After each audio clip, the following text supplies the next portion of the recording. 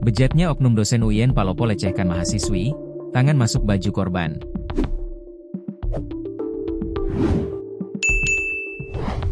Dugaan tindakan bejat oknum dosen Universitas Islam Negeri, UIN, Palopo, berinisial Profesor R, terhadap seorang mahasiswi, membuatnya kini dinonaktifkan sebagai dosen.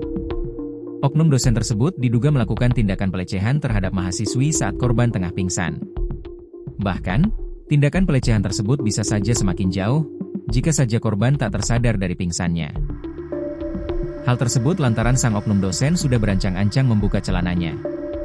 KBO Reserse Kriminal Polres Palopo, Ibda Maruf, membenarkan adanya laporan tersebut. Ia menjelaskan peristiwa dugaan pelecehan itu terjadi pada 31 Januari 2026 di sebuah ruko yang berlokasi di Jalan Dr. Ratulangi, Kelurahan Balandai, Kecamatan Bara, Kota Palopo, Sulawesi Selatan. Kami sudah menerima laporan terkait dugaan pelecehan yang dilakukan oknum dosen.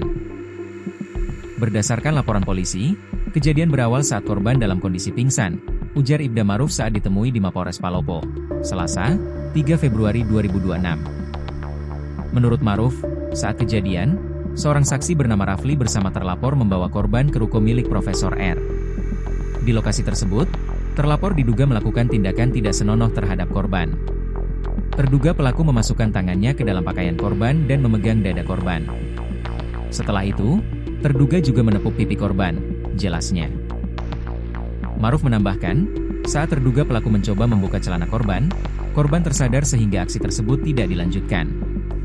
Saat korban terbangun, terduga pelaku langsung membatalkan aksinya, tambahnya. Terkait penanganan perkara, Maruf mengungkapkan hingga kini pihak kepolisian belum dapat meminta keterangan dari korban, karena kondisi kesehatannya belum memungkinkan.